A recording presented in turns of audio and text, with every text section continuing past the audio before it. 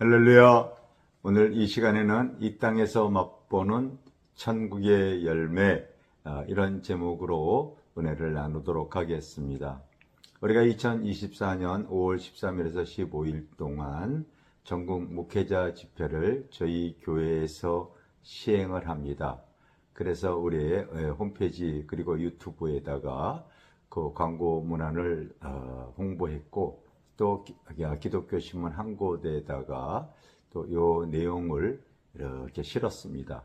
했더니 그 내용을 보시고서 이제 목사님, 사모님, 선교사님들이 등록을 해 주셨고, 바로 이제 한 달 만에 시작하기 전에 다 등록은 마감이 되어졌습니다. 그런데 그분들이 이제 목사님, 사모님들이 저희 교회에 등록 신청을 하면서 다들 이렇게 물어보는 거예요. 참가비가 얼마입니까? 등록비가 얼마입니까? 회비를 다 물어보시는 거예요. 그런데 저희는 목회자 집회할 때에 모든 경비를 받지 않기 때문에, 그래서 그런 이 무료라고 하는 말을 당연히 싫지 않았어요. 그런데 또 전화 주시는 분들은 그 목회자 집회 참가비, 등록비가 당연히 내야 된다고 생각을 해서 얼마인가 다들 물어보신 거죠. 그런데 전화를 받으신 저희 교회 집사님이 저희 교회 집회할 때에는 그런 것이 없습니다. 그냥 등록만 받습니다. 모든 식사와 그리고 이 잠자리까지 다 저희가 제공을 하는데 다 무료로 진행을 하고 있습니다 하면은 그분들이 참 놀라하면서 이 감격을 하셨다고 하는 분들이 있습니다. 여러분, 우리가 이 목회자 집회뿐만 아니라 요즘 저희 교회에는 지금 겟세마네 기도회가 거의 1년 동안 계속 진행이 되어지고 있고, 이제 수목금 이 외부 집회도 저희 교회에서 계속 지속하고 있어요. 그래서 이 목요 영성 집회, 금요 어떤 치유 집회, 이런 집회가 계속 되어지고 있는데 거의 성전이 지금 거의 차고 있어요. 그리고 참석하시는 분들이 저희 교회보다도 외부 교회 성도가 더 많아지고 있습니다. 그런데 그분들이 와서 집회를 참석할 때에 저희는 믿음으로 하나님께 헌물을 드리는 거는 감사하게 받지만은요.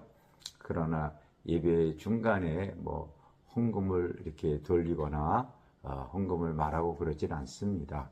그냥 믿음으로 하나님께 행하게 하는 거죠. 그리고 교회는 24시간 오픈을 하고 있는데, 오픈을 하고 있음에도 불구하고 또 기도하다가 잠깐 우리가 말씀을 큐티하고 쉴 수도 있잖아요. 그러면 2층에 우리 식당 겸 카페가 있습니다. 그리고 3층, 4층에는 또 숙소로 사용할 수 있는 방들도 있습니다. 사실 이런 모든 것들이 다 저희가 돈을 받지 않고 무료로 운영을 하고 있습니다. 2층 식당에 가게 되면 최고급 이 자판기가, 음료 자판기가 있어요. 그래서 여러 가지 커피서부터 각종 시원한 음료까지 한 20여 가지를 다 무료로 먹을 수가 있는데, 참 한 달에 지금 계산해 보니까 지금 엄청 많이 나가요. 지난달 같은 경우는 한 1,500잔이 더 나갔다고 지금 하는 것 같습니다. 많이 나가고 있어요. 뿐만 아니라 이 식사도 무료입니다. 그래서 24시간 기도하고 누구나 와서 숙소 무료로 이용하고, 그 무료로 자판기 어떤 그 음료 뽑아 먹을 수가 있고, 또 여러 가지 이 저녁에 되어지면은 언제든지 아침이고 낮이고 배고픈 분들에게 식사를 무료로 대접하고 마음껏 기도할 수 있도록 저희는 교회를 오픈하고 있습니다. 그런데 제가 이렇게 행하게 되어진 것이 저희 청년 시절 때에 제가 나에게 도전을 주는 말씀이 있었습니다. 그 말씀이 바로 전도서 11장 1절이에요. 너는 내 떡을 물 위에 던져라. 여러 날 후에 도로 찾으리라. 이런 말씀이죠. 그런데 예전에 개역 한글판에는 이렇게 되어 있지 않고 너는 내 씨를 내 식물을 강 위에 던져라. 여러 날 후에 도로 찾으리니 그렇게 되어져 있어요. 당시 아마 나일 강물이 범람할 때에 사람들이 그 씨를 뿌리면 이제 그 씨가 떠나가지 않았던 씨들이 거기에서 자라서 때가 되어져서 꽃이 피고 열매를 맺는 것을 통하여서 너희가 하나님 앞에 믿음으로 선행의 그 행위를 행하라. 구제와 선교를 믿음으로 행하라. 그러니까 순적하게 네가 믿음 안에서 믿음의 씨를 뿌려라. 은혜의 씨를 뿌려라. 사랑의 씨를 뿌리면 여러 날 후에 그것을 거둘 수 있다고 하는 그 말씀이었는데 어떤 목사님의 그 말씀을 제가 청년 시절 때 듣고 그 말씀이 저에게 도전이 되어졌어요. 그래서 저는 교회를 개척을 했을 때 정말 어려웠습니다. 얼마나 어려웠냐면요. 교회 개척했을 때 IMF 때 제가 교회 개척했다고 말씀드렸잖아요. 그래서 차가 있어야 되는데 돈이 없으니까 지금의 경차, 당시의 경차는 티코였어요. 티코를 새 차 살 돈은 없으니까 중고차로 80만 원 주고서요. 그 자그마치 6년 동안 타고 다녔습니다, 여러분. 그리고서 거의 폐차 직전일 때에 그 6년이 지나고 나서 이제 그 차를 이제 이렇게 폐기했죠. 그리고 참 이 얘기 말하는 거는 제가 지금도 부끄럽습니다. 교회가 지하 성전에 이렇게 있었는데 사실 거의 덮을 이불조차도 제대로 없었어요.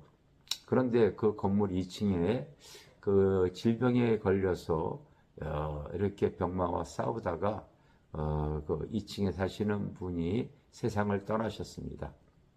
그러다 보니까 이제 그분이 그 사용했던 일부 가구라든지 물품들을 버리고 이불도 덮었던 이불도 이제 버렸어요. 근데 제가 덮을 이불이 없어가지고요. 그 병마로 이렇게 덮던 그 이불을 가져다가 세탁해서 제가 덮었던 사람입니다. 그만큼 빈천했던 사람이에요. 누구보다도 가난하고 누구보다도 어려웠던 사람이라는 것을 제가 고백합니다. 그런데 그럼에도 불구하고 저는요, 그 어려운 가운데도 제가 믿음의 씨를 뿌리려고 내 나름대로 눈물겨운 행동을 했었어요. 사랑의 씨를 여러분, 농사철에 농부가 씨를 뿌려야 되는데 이 종자 씨만큼은 아무리 배가 고파도 아무리 힘들어도 먹으면 안 되잖아요. 그 종자 씨가 있어야지만이 때가 되어지면 열매를 맺기 때문에 그런 거예요. 그래서 바로 저는 이 전도서 11장에 있는 이 1절의 말씀, 예전에 개역 한글판에 그렇게 되어져 있거든요. 너는 그 식물을, 내 씨를 강물 위에 던져라. 그러면 여러 날 후에 도로 찾으리니, 즉 믿음의 씨를 말하는 거죠. 너는 선행을 행하라. 구제와 선교를 행하라. 그 얘기를 가르쳤던 것이죠. 그래서 제가 그렇게 어려운데도 저보다 더 어려웠던 교회가 있었고 목회자가 있었고 그리고 더 나눠야 될 대상들이 있었습니다. 그러면 제 나름대로 그렇게 행했던 기억이 나요. 한번 드리고자 하는 말씀은 그 어려운 가운데 어떤 성도가 바로 강대상에다가 그때 당시 한 30만 원 전원가 큰 물질을 헌금했을 때가 있었어요. 그랬더니 너무 하나님께 감사를 하고 있는데 그때 하나님이 저에게 그 성령의 음성이 들려왔습니다.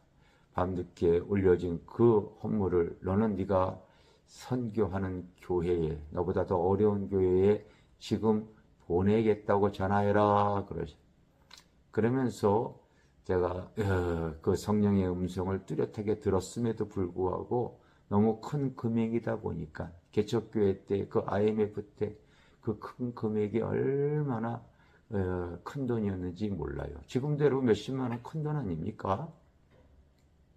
했는데 그 어려울 때 주님께서 그 금액을 네가 선교하는 교회에 바로 보내겠다고 바로 새벽 1시쯤에 주님께서 말씀을 하시는 거예요.